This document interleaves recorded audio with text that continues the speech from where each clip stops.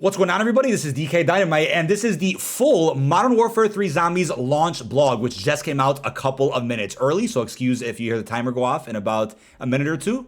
But join Operation Deadbolt. This is the Modern Warfare Zombies content overview. Learn about mission structure, equipment, and zombie field upgrades, acquisitions, schematics, axe tiers rewards, and what to find during your deployments to the Urzikstan exclusion zone. They're using exclusion zone as a term, like we saw in DMZ, by the way, so we'll get more zones throughout the year, I'm sure.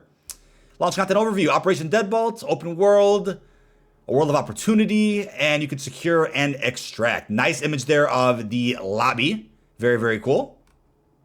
Same global panel access, but the main menu is significantly different. Main menu across the top, lobby gear, strike team, customized battle pass is meant to prepare you for your next mission to survive the undead hordes.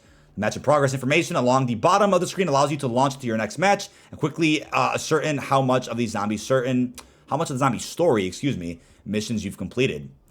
MWZ readying up for a mission, strike team operators. So we're looking at a very similar menu to active duty slots from DMZ. Wow. Recruit any unlocked operator for your strike team. Each recruited operator will have their own on-soldier gear. All operators you've unlocked from both MW2 and 3 are available. And 2 operators, Ripper and Scorch, are unlocked after you complete specific challenges within zombies. Each strike team operator can be chosen and comes with 5 different customizable equipment slots. The gear you find during missions is saved here and includes kill streaks, armor, gas mask, and medical items. So, nice image there of the zombie menu. A PhD flopper can. Really cool. And there's some other perks there, as you could see. You got the whole loadout. Very, very similar to DMZ. And then you get your field upgrade towards the right. And we see Frenzied Guard. So we're getting the Cold War field upgrades back into the mix here. And you can see this person has a large backpack, a 3-plate vest, self-revive. Excuse that timer. They dropped this blog a little bit early. And yeah, at the top there, you can see your lobby, gear, strike team, customized, battle pass store, etc. Fill your rust sack with essential acquisitions that you find on the battlefield or craft them via valuable schematics. Initially, there are up to 5 open slots on a small rucksack. After your first mission, providing you found either acquisitions or schematics, you can add such items to your rucksack. There's your loadout. Again, it's the exact same menu from DMZ. You get 3 extra weapon slots. There's your contraband stash, the weapons you find in the environment. Choose 2 primaries or a primary and a secondary to take along with a lethal tactical and a field upgrade. All MW2 and 3 weapons are available to use in zombies. Any XP recommended ones are denoted by the small fire icon and grant you more XP if used. Insert slots. Weapons you've leveled up, added attachments to, and come from the weapon pool of over 100 MW2 and 3 weapons. If you fail to exfil with an insured weapon, it only becomes available again after a cooldown period. You have up to 3 insured slots, and 2 of them are unlocked after completing zombie missions. Contraband stashes. Weapons you found an exfil with. Keeping a stash up to 20 of these weapons, which may or may not have attachments, is helpful when augmenting your loadout. Tactical lethal equipment. Again, stun, smoke, scatters, claymores, throwing knives, C4s, molotovs, the works. Very pretty image there of our zombie field upgrades, as you could see. Completely different from the equipment available to multiplayer operators. There are 6 field upgrades total, 5 of which are unlocked as you progress through your military player ranks. Energy Mind, Frenzied Guard, Healing Aura, Frost Blast, Aether Shroud, and Tesla Storm. No Ring of Fire, but these are the Cold War field upgrades, and I know these were in Vanguard as well. But adding to your attacks, acquisitions, and schematics. Once you return from your first few successful missions, you're able to place acquisitions into your rucksack for use during subsequent outings. You can also start to craft your own acquisitions at the schematic crafting location in the lobby between drops. Beautiful image there of Jug being used. The perk machine's right there. Got a Mangler, got a Disciple, other zombie enemies there in the distance. Again, there will be 1 perk machine per perk around the map, but I believe there'll be maybe multiple Wonder Fizz machines, if I'm not mistaken. I know for sure there's at least 3 Pack-a-Punch locations, 1 in each different threat zone around Urzikstan. Single-use items are acquisitions that give you an advantage on the battlefield. Acquisitions you find an exfil with in your rucksack can be added to your acquisition stash within your rucksack menu. Schematics are highly sought-after plans that permanently allow you to craft acquisitions that you can add to your rucksack. Schematics have a cooldown period after which they can be brought into, the exclusion zone. So hopefully that's clear. Nice image of the acquisition stash, and you can see very clearly there's an acquisition stash on the left and then your schematic crafting on the right. So you see in the rucksack there's a backpack, there's a key or something, a bunch of perk cans. Beautiful image. Following types of acquisitions can be found and used or crafted if the schematics are located and have all rarity value associated with them. or all have rarity value associated with them, denoting how difficult they are to find and the level of improvements they bring to the weapon or item that they affect. Aetherium. You can see different rarity. Rare, epic, legendary. Aether tool to upgrade your weapon there. Uncommon. There's a rare, epic, and legendary version of that as well. Very cool. There was only one type of Aether tool in Cold War, if I'm not mistaken, so that's cool to see some variation. Dark Aether element is used in conjunction with crafting schematics to bolster your weaponry. Raw and refined Aetherium crystals. These are used to upgrade your Pack-a-Punch weapons to level 1 and 2 respectively. Uncommon, rare, epic Aether tools.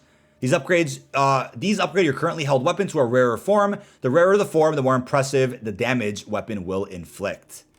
Perk-a-Colas. Hey, you got a nice look at all of our perk cans. They are the same cans from Cold War. Very cool to see. The vest, gloves, boots, and gear perk system is not available in zombies like we have in multiplayer. Instead, receive a permanent boost throughout a mission unless you fully die to various in-game attributes by finding or crafting a Perk-a-Cola. I love how more direct and straightforward this blog post is today. I think the camel one was just really overwhelming. There was so much information there, but this one has a nice breakdown. I love it.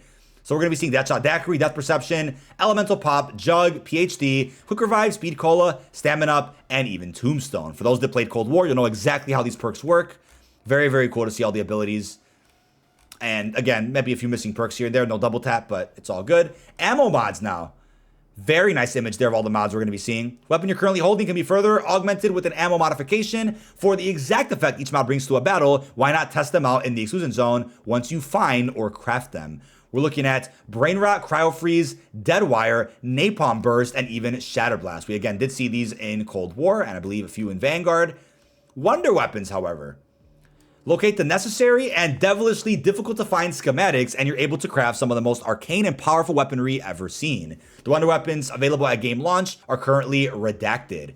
So we already know about the Wonder Waft, the Ray Gun, and the Scorcher. Is there any other Wonder Weapon here that we're not familiar with? I think these are just the three that we know, but there could be other ones.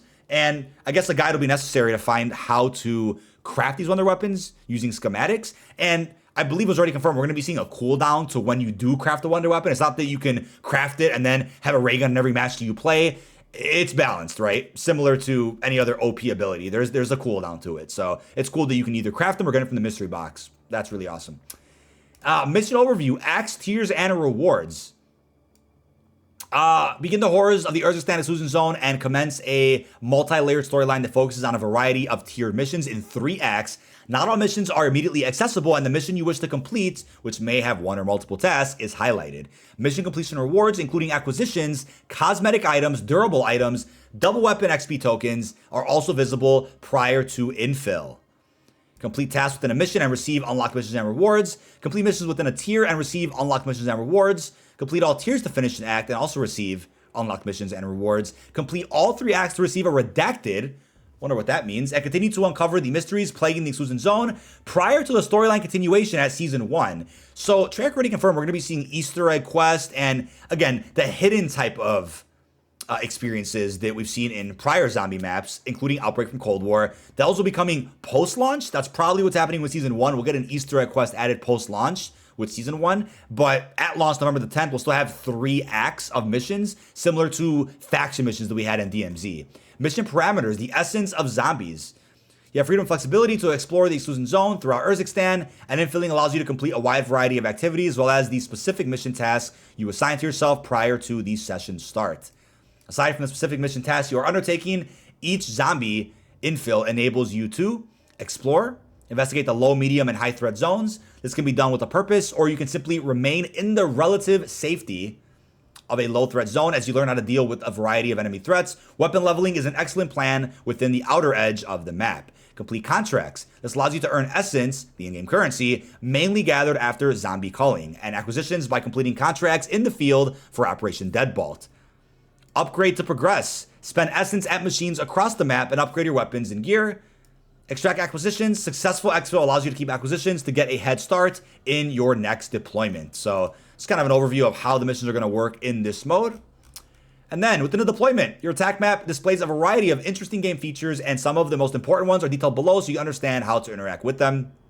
Beautiful screenshot of the new Abomination boss, Absolute Behemoth, Scorcher Wonder Weapon being used against a Mangler and some other zombies. Very nice image there. Loving these screenshots for sure. Buy stations allow you to purchase a variety of helpful items such as kill streaks, gas masks, and other essentials, as well as sell any unwanted items you've collected. So that's going to be cool to be able to trade in weapons you find or items you find for some essence. You can buy other things. Bartering may return in the future. Who knows? That hasn't been talked about at all. Perk cola machines. This allows you to purchase a beverage and increases your prowess or your prowess in a variety of ways. Excuse me. Nice little jug machine there. Got a ray gun being held. Pack punch machine. This upgrades your currently carried weapon, usually in the ammunition and damage departments for a price. I believe the prices of pack are significantly lower than what they were in Cold War and Vanguard, which is awesome. Wall buys, yes, they are back. Outlines weaponry can be found on the walls of various buildings throughout your exclusion zone. Interact and purchase the weapon as needed. And I'm assuming the longer you're in game, or maybe the higher the threat zone you go to, so deeper into the middle of the map, the wall buys will have higher rarity. Kind of like what we saw in older zombies. Mystery boxes. These offer an exciting, randomly generated prize, likely a weapon of varying rarity, and occasionally a wonder weapon. They've redacted what wonder weapons you can get, though. That's funny. Nothing gets in, nothing gets out. And that is the end of the new zombie blog that we got for Modern Warfare 3. I believe this concludes all of the LaunchCom blog posts that they were planning on doing. Because they had confirmed at the bottom 6 total, and this was the last one here with our zombie overview. Yesterday we got the camel one, which was massive. Lots of information there.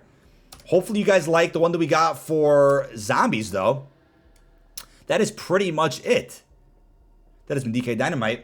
This has been dkdynamite. I can't speak anymore. I've been doing too much reading with these blog posts. But this has been dkdynamite. Leave all your thoughts down below in the comment section. What are your thoughts on all this brand new zombie information? Again, check out detonated.com for an extensive breakdown of everything you need to know for every single game mode. If you prefer to read articles instead of watch videos, lots of coverage went up on there, as well as lots over on Detonated's Twitter. But really hope you've enjoyed, and see you guys in the next one.